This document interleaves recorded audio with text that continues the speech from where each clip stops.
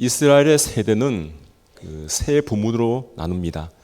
이 첫 번째 세대는 애굽에서 종살이 하다가 모세 인도 아래 이 광야를 거쳐서 가나안 입구까지 온 세대입니다. 우리가 이 세대를 출애굽 1세대 이렇게 말합니다. 두 번째 세대는 여호수아가 이스라엘 백성들을 데리고 가나안으로 들어가서 가나안 땅을 차지한 세대입니다. 그래서 우리가 이 세대를 출애굽 2세대 이렇게 말하죠. 마지막 세대는 그 이후에 이제 가나안 땅에서 살고 있는 그 세대, 가나안 땅에서 태어나서 사는 세대를 말합니다. 여러분, 이 세대를 이 세 세대 가운데 우리 생각에는 가장 복된 사람들이 가나안 땅에서 산 사람이다 이렇게 생각할 수 있습니다. 왜냐하면 그들은 조상 때로부터 꿈에도 그리워했던 젖과 꿀이 흐르는 그 가나안 땅, 거기서 살고 있으며 또 물질적으로나 어떤 사회의 모든 분야에서 이 풍요로움을 누리고 있기 때문입니다. 그런데 하나님은 이 가나안 땅에서 태어난 세대라고 해서 더 복된 것은 아니다 이렇게 말씀을 하십니다. 왜 그렇게 말씀하셨을까요? 그들은 고생하지도 않고 가나안 땅에 들어왔고 복만 받았기 때문에 하나님께서 주시는 그 복에 대한 소중함을 알지 못하기 때문입니다. 요즘 라떼 이야기하면 젊은 사람들은 싫어합니다. 내 때는 말이야 이렇게 했어. 내 때는 그래도 내가 왕년에 이런 사람이야. 내 때는 이런 것도 있었는데 하면서 그때 이야기를 하면 젊은 세대가 듣기에는 자신의 때가 중요한가? 괜히 꾸중 듣는 것 같기도 하고 우리는 잘못한 것 같기도 하고 지금 세대를 공감하지 못하면서 당신들만 참 잘났다 이런 마음이 들기 때문에 라떼 이야기 하시면 요즘 사람들은 싫어하는 거죠. 그런데 이 라떼 이야기를 반드시 들어야 할 때가 있습니다. 그것은 세상을 살아가는 지혜를 배울 때입니다. 내가 세상에 살아보니 이럴 땐 이렇게 하는 것이 참 좋았어 하면서 어른들의 슬기로운 경험을 배울 때는 우리가 반드시 들어야 됩니다. 여러분, 하나의 말씀인 이 성경, 이 말씀이 그와 같은 역할을 한다는 거죠.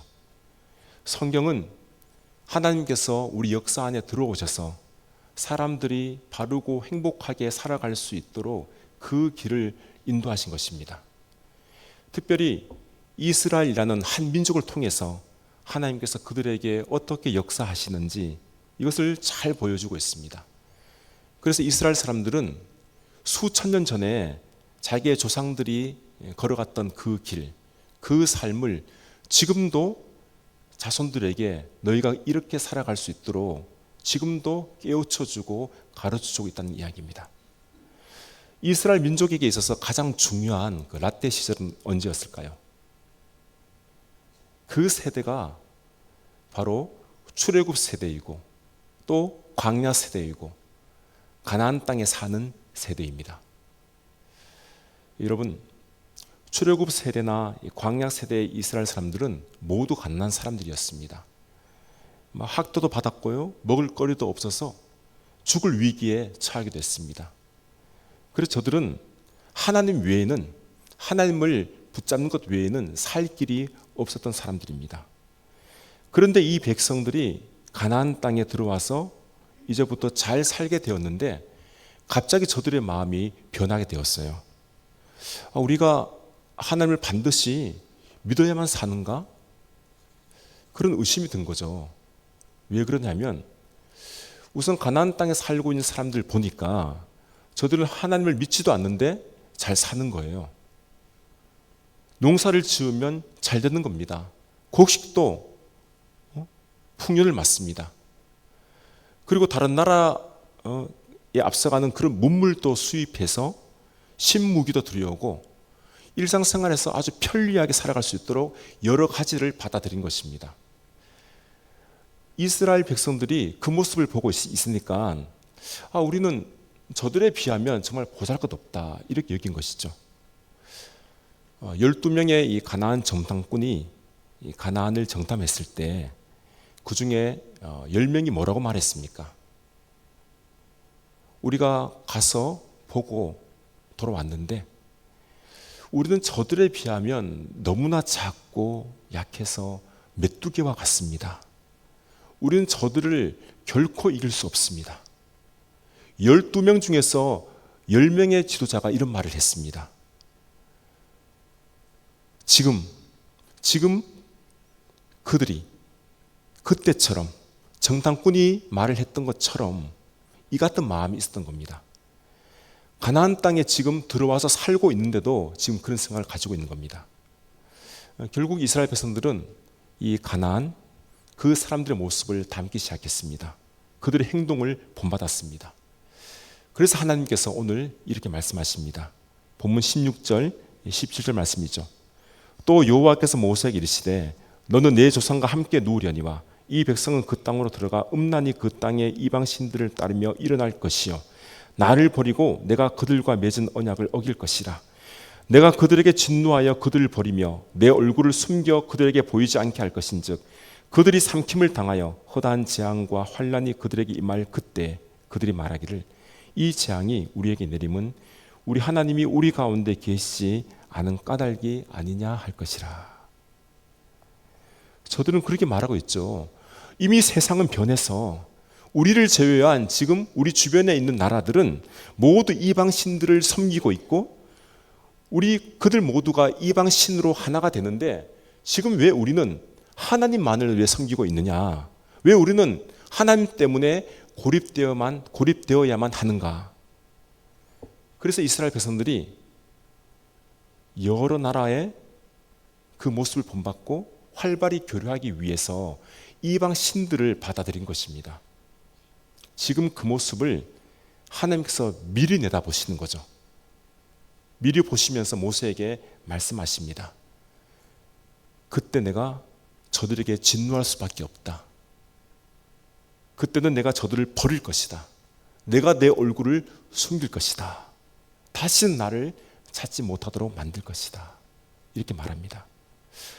여러분, 이 하나님께서 이 당신의 얼굴을 숨기시면 어떤 일이 일어나는가 하면 그때부터는 하나님의 은혜와 복이 임하지 않습니다.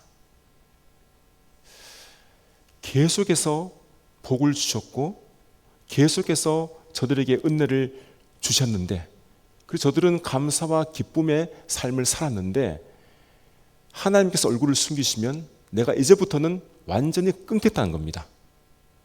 이제부터는 그런 복과 은혜가 없다는 이야기예요.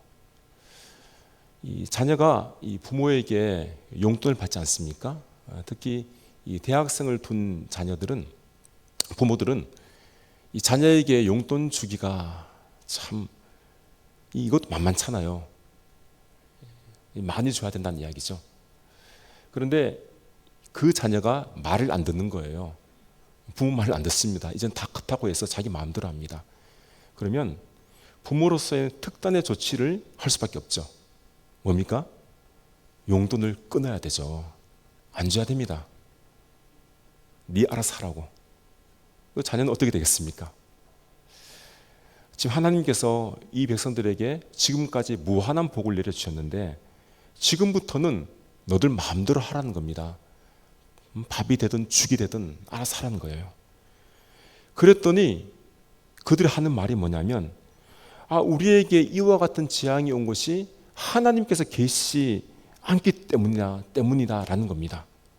하나님만 계시면 이런 재앙이 우리에게 오지 않는데 하나님이 안 계시기 때문에 우리 곁에 없기 때문에 이런 재앙이 왔다라는 거예요. 그들의 말이 맞죠. 그 말이 맞습니다. 하나님이 계시지 않기 때문에 벌을 받는 겁니다. 그런데요, 잘못은 저들이 해놓고 꼭 하나님께서 잘못하는 것처럼 변명하고 있는 거예요. 하나님께서 왜 함께 하시지 않는지 그들은 그 이유를 모르고 있는 겁니다. 오히려 하나님을 더 멀리하고 이방 신들을 받아들이고 이방 신들을 섬기기에 앞장섰던 것입니다. 여러분, 이것이 바로 죄로 인하여 타락한 악순환입니다. 이스라엘 백성들은 하나님께 대한 이중적인 잣대를 가지고 있습니다. 하나님은 언제나 우리에게 복만 주셔야 되지, 우리가 하나님의 자녀라고 우리는 그렇게 아는데 하나님 우리에게 벌을 주시면 안 되는 거야. 우리를 어렵게 하시면 안 돼. 만약 그렇게 하시면 하나님은 우리를 사랑하지 않는 증거다, 이렇게 생각하는 거죠. 그러면서도 자기들은 세상 길로 가는 겁니다. 이 그들의 변명은 지금 세상에 있는 문화, 세상의 추세를 따라가기 위해서는 어쩔 수 없다는 거예요. 어쩔 수 없이 우리도 이방 신을 인정하고 섬길 수밖에 없다는 겁니다. 여러분, 이 여호수아가 죽은 이후에 이제 사사들이 그 이스라엘을 곳곳마다 다스리는 일이 일어납니다. 그 시대를 우리가 사사 시대라고 말합니다. 이 사사 시대의 가장 큰 문제가 무엇인가 하면 바로 이것이에요. 계속해서 악순환이 된다는 이야기입니다. 악순환. 이스라엘 백성들이 죄를 짓습니다. 그리고 하나님께서 벌을 내리세요. 이방 민족을 불러와서 저들을 괴롭게 만듭니다. 그러면 이 백성들이 너무나 괴롭고 고통스러워서 하나님께 부르짖습니다. 그리고 하나님은 그 부르짖음을 듣고 이 사사를 주십니다. 사사를 보내어서 저들을 구원해 주시죠. 그러면 그때부터 그냥 평탄한 삶을 살아가면 좋겠는데, 하나님을 믿으면 좋겠는데, 또다시 이 백성들이 죄를 짓습니다. 하나님을 멀리하고 이방 신들을 따르게 됩니다. 이 모습이 사사 시대에 계속해서 반복적으로 일어났다는 겁니다. 악순환입니다. 여러분, 이런 저들의 모습이 오늘 우리가 살아가는 이 시대의 모습임을 우리가 알아야 됩니다. 오늘날이 그래요. 이스라엘 백성들이 하나님을 버리고 떠났다는 것은 저들이 하나님을 완전히 모르고 결별했다는 말이 아닙니다.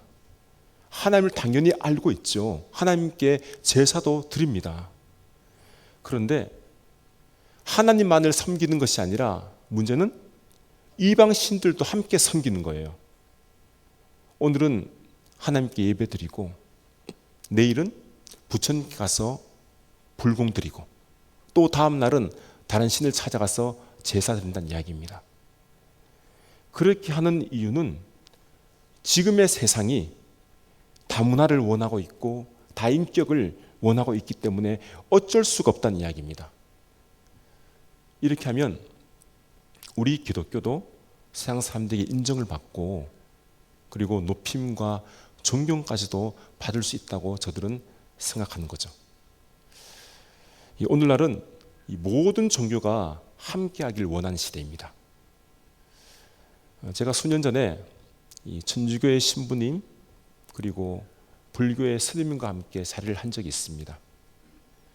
그때 이 종교가 이 화합하는 모습을 보여주면 참 좋겠다는 그 생각들을 그 시에서 하게 된 거예요. 그래서 이대로 하기 위해 제게도 이제 연락이 왔던 거죠. 그래서 제가 난생 처음으로 주지 스님 방에 들어갔다는 게 아닙니까? 참 그 방에 제가 들어갔습니다. 그곳에 이제 시 관계자분들과 5개의 종교 이 책임자들이 모였습니다. 우리 기독교, 불교, 천주교, 도교 그리고 그 민간 그 종교도 하나 있었습니다. 저도 어쩔 수 없이 나가긴 나갔는데요. 제가 가만히 보니까 함께하면 안 되겠다 이런 마음이 드는 거예요.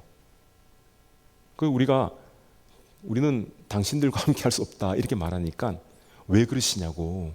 이 기회가 얼마나 좋은 기회인데 우리 종교들이 한 마음이 되어서 한 자리에 모이게 되면 모든 사람들이 다 좋아한다는 겁니다.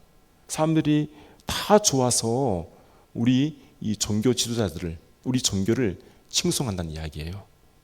그렇게 말씀하시는데 저는 죄송하지만 저는 안 되겠습니다. 이렇게 해서 그들에게 말을 전한 적이 있습니다. 여러분, 우리는 하나님 한 분만을 섬겨야 합니다. 이것이 진리입니다. 우리는 예수 그리스도 한 분만을 믿어야 합니다. 그래야만 구원을 받습니다.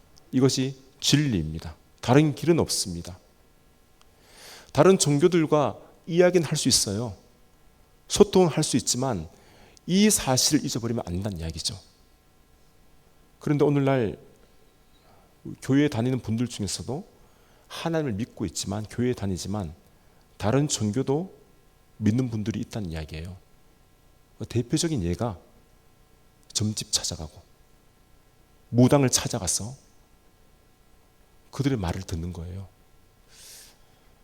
여러분, 지금 가나안 세대가 그랬던 것입니다. 하나님께서 주신 것이 정말 어마어마한 아주 큰 복임을 그들은 전혀 모르고 있고 그냥 눈에 보이는 좋은 길로 자기들 마음대로 그걸 따라간 겁니다. 여러분, 하나님께서 이스라엘 백성들에게 왜 가나안 땅을 주셨습니까? 그 이유가 어디에 있습니까?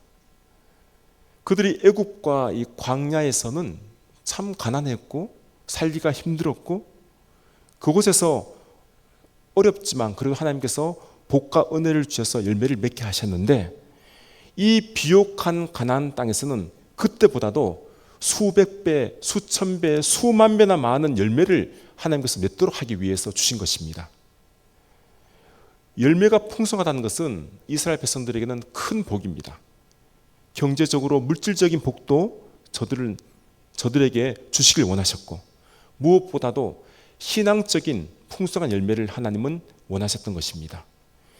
그래서 하나님을 더욱 잘 섬기며 경배 드릴 수 있도록 하기 위해서 가나안 땅을 허락하신 것이죠. 그런데 저들의 삶은 어떻습니까? 하나님보다는 지금 이방 신들을 따라갔고 하나님의 말씀을 버리고 제 멋대로, 제 나름대로 살았던 것입니다. 여러분, 지금 이대로 나간다면 이스라엘 백성들은 분명 망하게 될 것입니다. 그때 하나님께서 이것을 막기 위해서 한 방법을 가르쳐 주십니다. 그 말씀이 19절 말씀입니다. 그러므로 이제 너희는 이 노래를 써서 이스라엘 자손들에게 가르쳐 그들의 입으로 부르게 하여 이 노래로 나를 위하여 이스라엘 자손들에게 증거가 되게 하라. 여기서 너희는 누구냐면 이 모세와 요수아예요.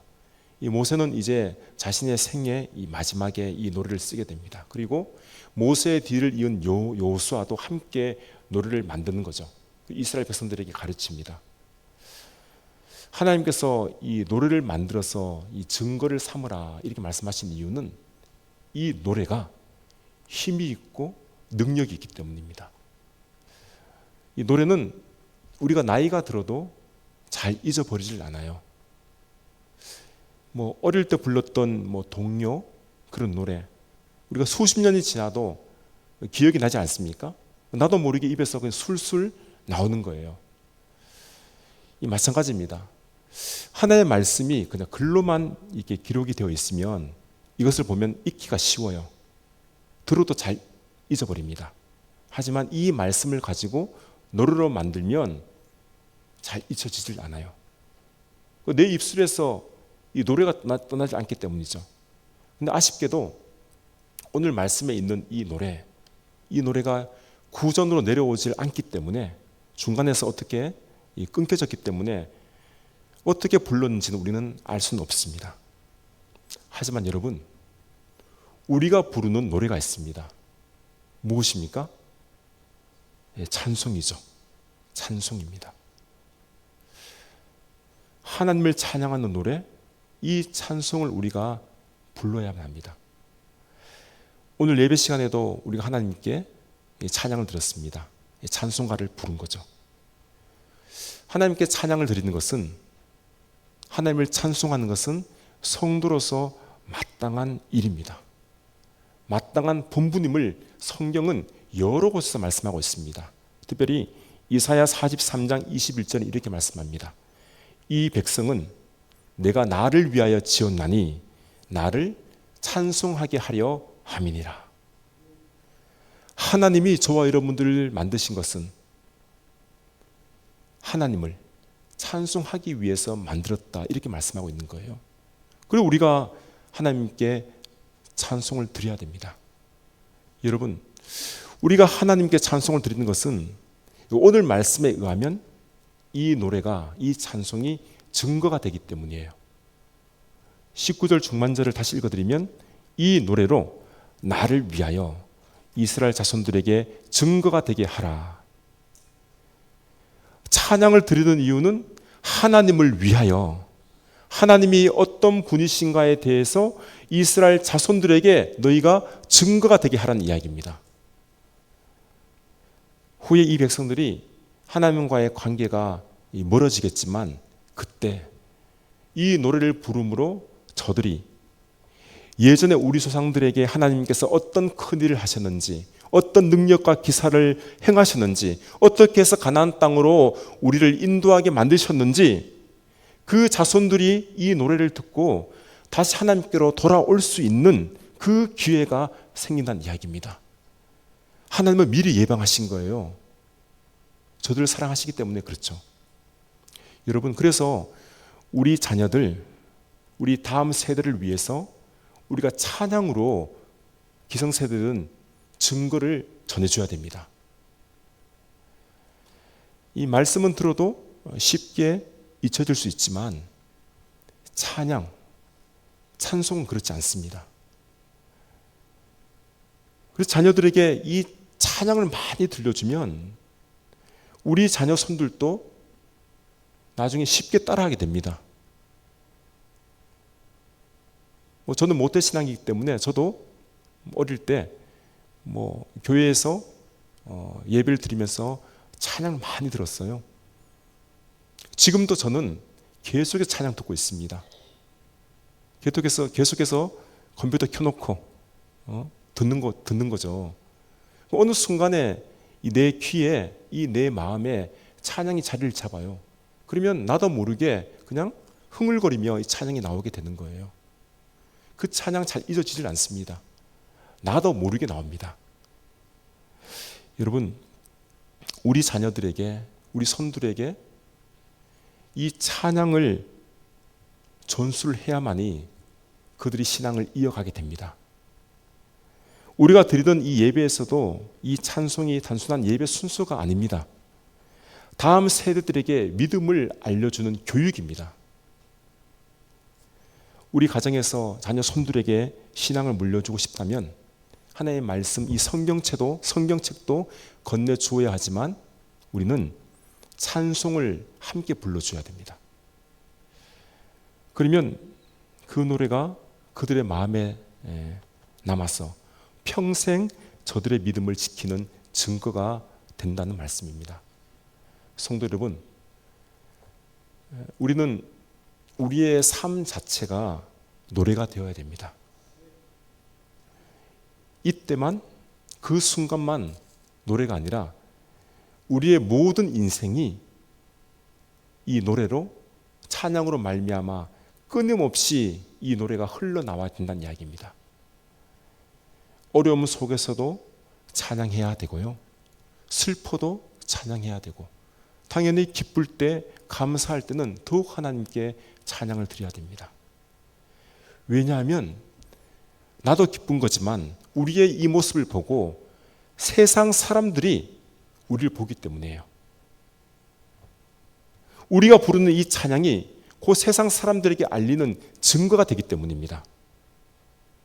그러면 그들도 우리가 부르는 이 노래를 듣고 하나님을 알게 되고 예수님을 믿는 놀라운 일이 일어날 수가 있는 것입니다.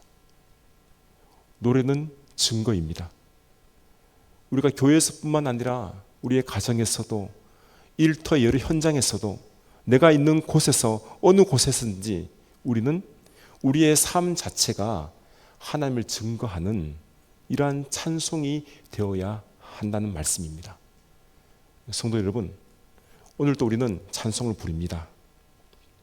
이 노래는 바로 하나님을 향한 믿음의 증거가 된다는 사실을 우리가 꼭 잊지 마시기 바랍니다. 이 노래로 가정이 세워지고, 이 노래로 교회가 더욱 든든하게 세워지고, 나아가서 세상 속에서 하나님을 전하는 증거가 된다는 사실을 알고 우리의 입술에 날마다 이 찬양의 노래가 흘러나올 수 있기를 주님의 이름으로 기원합니다.